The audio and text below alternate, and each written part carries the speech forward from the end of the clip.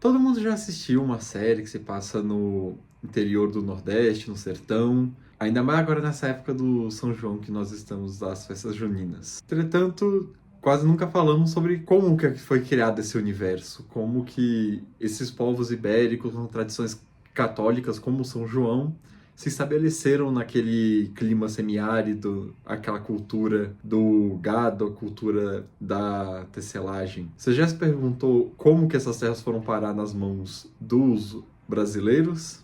Olá todo mundo, eu sou Cassiano Arruda Câmara Neto, historiador formado pela PUC-SP e mestrando. E vamos para o vídeo de hoje. Houveram vários conflitos entre os colonos e os indígenas até conseguirmos chegar na configuração atual do Brasil. Um deles aconteceu lá no sertão do Rio Grande do Norte e do Nordeste mais em geral, e envolveu uma série de fatores, incluindo holandeses, cristãos novos, indígenas aliados aos holandeses e uma guerra entre bandeirantes paulistas e a resistência indígena. A colonização dos portugueses do Rio Grande do Norte começou só em 1599, quando é fundado o Forte dos Reis Magos, e é criada a chamada Cidade do Natal pelos marinheiros portugueses. Este conflito, digamos assim, tardio, comparado às outras colônias no Nordeste, como Pernambuco, como Paraíba, se deu à forte resistência de indígenas no Rio Grande do Norte, principalmente os potiguares, que estavam aliados com os franceses. Esses indígenas acabaram atacando várias povoações portuguesas na Paraíba,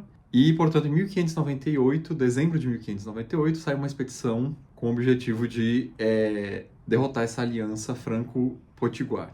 Com o estabelecimento de Natal, em 1599, chegam jesuítas portugueses que eram fluentes em tupi, a nova língua, né, da costa brasileira, e esses jesuítas conseguem entrar em contato com os líderes potiguares e negociam um fim entre as hostilidades dos potiguares com os portugueses. Uma questão para abordar sobre a relação entre os portugueses e os povos indígenas é que os povos indígenas eram muito receosos de firmarem acordos, porque existiam muitos relatos dos portugueses quebrando os acordos e escravizando e tomando as terras dos indígenas, que, segundo os próprios acordos firmados pelos portugueses, as terras pertenceriam aos povos originários. Esse estabelecimento original, entretanto, só agregou os povos da costa que falavam tupi, que era chamada a língua boa, do litoral. Existiam uma série de povos no interior da capitania do Rio Grande, existiam uma série de povos no interior do Nordeste brasileiro que não falavam língua tupi. Falavam uma série de línguas, nós não temos certeza ainda de quantas famílias pertenciam a essas línguas, mas eram chamados no período colonial de tapuias, as línguas tapuias ou as línguas ruins, que eram as línguas que não eram inteligíveis com as línguas tupi da costa. Por conta disso, mesmo após a paz com os potiguares e o estabelecimento das colônias portuguesas, até depois o Cabo de São Roque, haverão conflitos entre portugueses e os povos indígenas, porém esse conflito foi intermediado ali por uma falta de interesse dos portugueses em expandir para o interior da Nordeste. E aqui você sabe por quê, né? É a Caatinga, aquela região grande que ficou conhecida pelos portugueses como Sertão, não era uma região propícia para a monocultura do açúcar, que era o foco total da colônia brasileira naquele momento. Então, como mesmo a costa do Rio Grande do Norte não era muito propícia ao cultivo do açúcar, até a chegada dos holandeses só tinham 2 engenhos de açúcar na capitania inteira, e tampouco essas regiões do interior seriam propícias para expandir este negócio. A coisa muda quando nós temos a chegada dos holandeses, as invasões holandesas do Brasil. Os holandeses, eles sabiam que iria demorar muito tempo para eles conseguirem firmar colonos holandeses, colonos germânicos, que fossem leais aos interesses comerciais holandeses. Então, o que eles percebem é que eles precisam de aliados nas colônias portuguesas que já existem. Então, como por óbvio, os portugueses não vão estar interessados em se aliar aos holandeses, e os holandeses vão querer manter a escravidão dos negros para que trabalhem na cana-de-açúcar, que era o principal objetivo comercial da Companhia Holandesa das Índias Ocidentais, que havia invadido o Nordeste. Então, logo, os únicos locais, digamos assim, que estariam dispostos a se aliar aos holandeses eram determinados povos indígenas. Quais povos indígenas? Especificamente aqueles que já não estavam aliados aos portugueses anteriormente. Então é nesse contexto que os holandeses vão estabelecer contato com povos indígenas do chamado Sertão, inclusive os né, povos como os Janduís, os Cariris, e a partir desse contato, comandantes holandeses vão passar a comandar batalhões de indígenas contra focos de resistência portugueses no interior das colônias. Então é necessário aqui, né, sempre trazer a questão dos interesses, de que os povos indígenas e os holandeses possuíam objetivos distintos nas colônias brasileiras. Enquanto os povos indígenas desejavam ali até, né, segundo os relatos do governador-geral da Paraíba, tinham interesse pelas terras costeiras e de se estabelecer ali na faixa litorânea, porque eram regiões de um clima muito melhor do que do sertão. Da parte dos holandeses, eles estavam interessados em uma aliança militar para proteger os seus negócios e empreendimentos dos portugueses, que mantinham ali uma guerrilha contra a presença holandesa nas colônias. Isso em 1640, que é quando os holandeses tomam a maior parte do nordeste do Brasil. Já agora, no final desse período, para 1650, 1651, os holandeses abandonam completamente o nordeste do Brasil após as derrotas militares nas duas batalhas dos Guararapes. E, com isso, os aliados indígenas dos holandeses têm que lidar com o retorno da autoridade portuguesa e com uma mudança no pensamento colonial, tanto da coroa quanto dos luso-brasileiros que ali habitavam a faixa litorânea. Isso por quê? Porque durante o período holandês, muitos desses povos lançaram ataques a vilarejos, a igrejas, a colônias propriamente ditas dos portugueses pelo Nordeste inteiro. E, portanto, agora que a coroa readquiriu o controle, ela vai enxergar a presença desses povos indígenas como uma ameaça ao projeto contínuo de Portugal. E também da parte dos próprios colonos, também vão enxergar os povos indígenas naquela região, né, como perigosos, como aqueles que ajudaram os holandeses, como os algozes, e, portanto, esses povos deveriam ser combatidos. A partir da década de 1660, tem início uma série de expedições militares dos assentamentos litorâneos da colônia para o interior, com o objetivo de adquirir aquelas terras. É necessário também falar da motivação econômica que evoluiu a partir do período holandês. Isso porque, para manter a monocultura do açúcar, são necessárias outras indústrias, né? Só apenas com engenho de açúcar você não consegue produzir tudo que aquele engenho vai consumir. E uma das principais itens que os engenhos consumiam eram o gado. Isso porque o gado providenciava força motora para as máquinas do engenho, providenciava proteína barata, né, na forma do charque, e da carne seca, que era usada para alimentar principalmente os escravizados, fornecia itens de couro, que era importante para as vestes da população colonial, e no pós-invasão holandesa, a coroa portuguesa recompensou os senhores de engenho do açúcar, foram essenciais na expulsão dos holandeses, com uma concessão da exclusividade da faixa litorânea do Nordeste brasileiro para a expansão da cana-de-açúcar. Ou seja, todas as outras atividades econômicas que existiam no litoral deveriam se retirar para mais interior, inclusive criação de gado. E o que acontece é que o sertão, o clima do sertão, principalmente ali a várzea dos rios, como o Rio Açu, o Rio Piranhas, se mostrou muito propício à criação de gado para o pasto. Então, apesar de não ser uma terra interessante para uma cultura intensiva de extração de açúcar,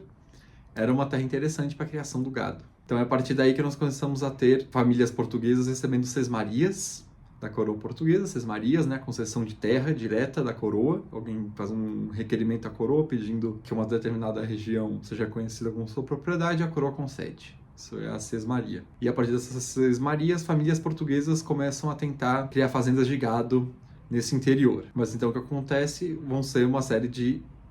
que, é claro, os povos indígenas da região não foram consultados sobre isso, então começa uma série de ataques a essas fazendas de gado e assentamentos portugueses na região.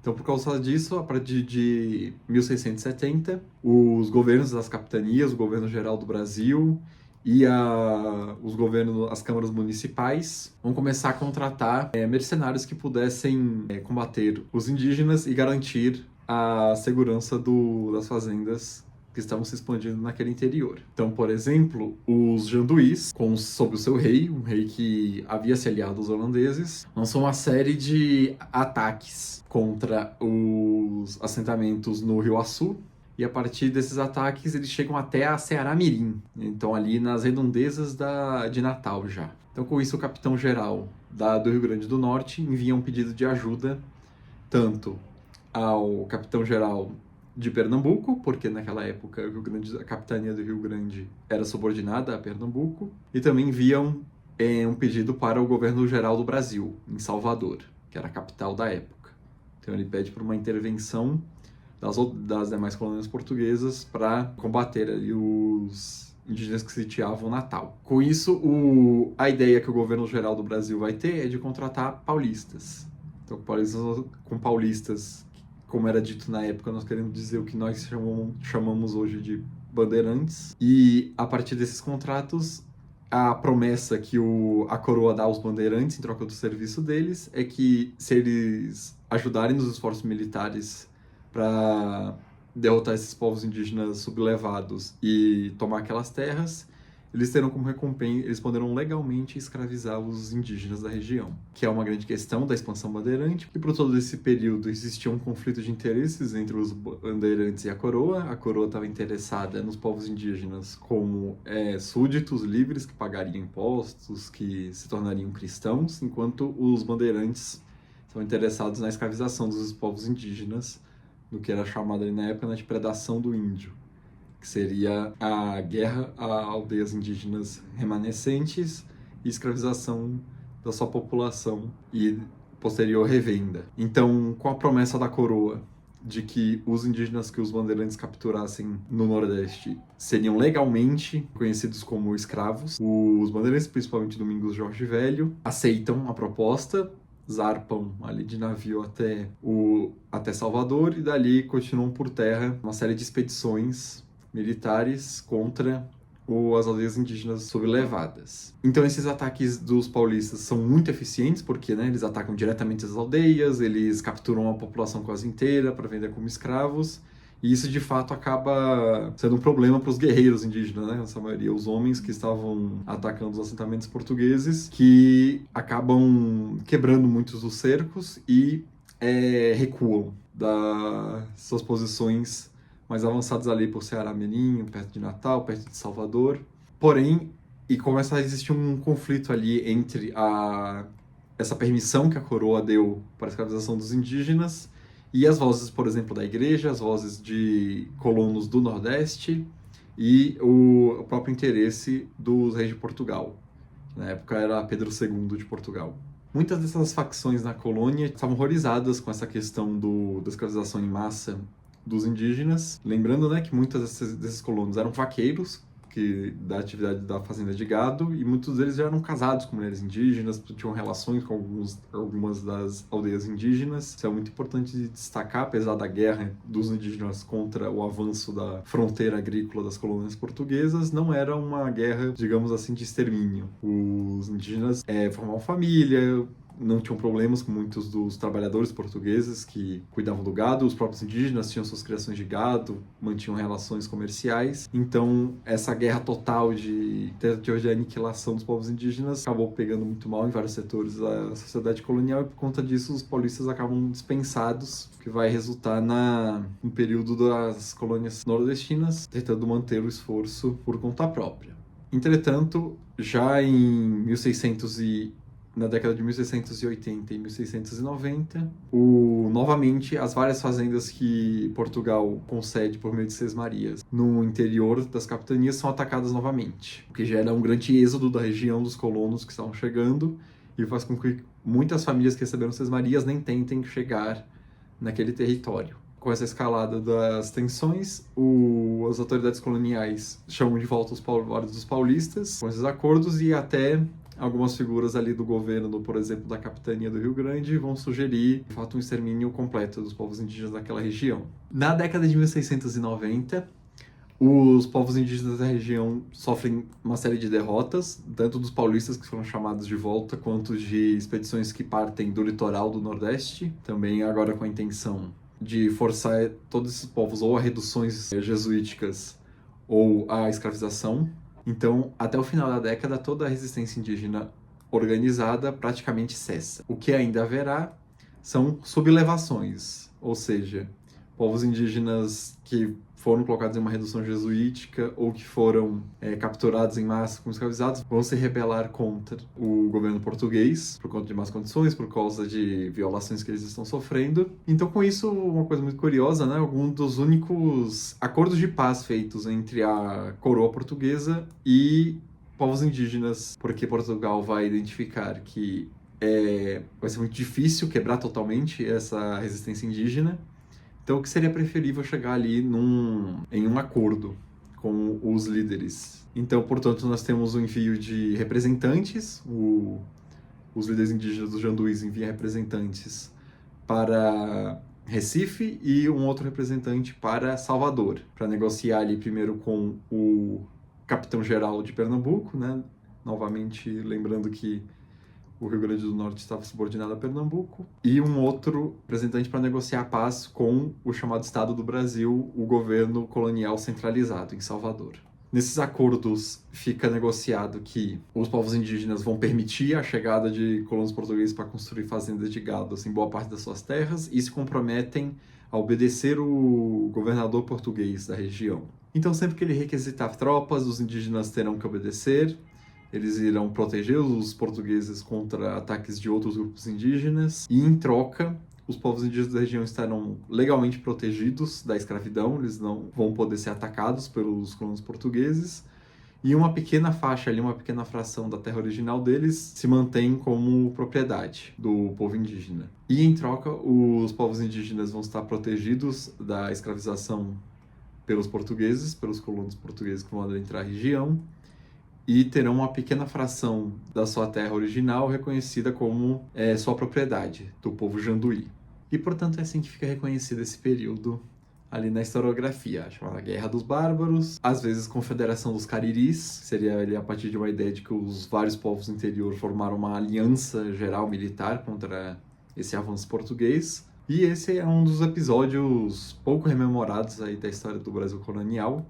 Teve várias etapas de conflitos entre os colonos e os indígenas, essa acho que é uma das menos comentadas, apesar de ter aí grandes consequências, né? Existe muita presença na mídia de histórias que se passam no sertão, que se passam na região ali da Caatinga do Rio Grande, mas muito pouco que adentra essa história sobre como que essa região foi incorporada ao Brasil, como essa região foi incorporada a esse mundo luso brasileiro que estava surgindo. Então é isso, pessoal. Se vocês gostaram do vídeo, já curte, se inscreve, compartilha e comenta aqui embaixo quais temas de história do Brasil colonial você gostaria que eu fale em seguida. Não se esquece de dar o like e se inscrever no canal.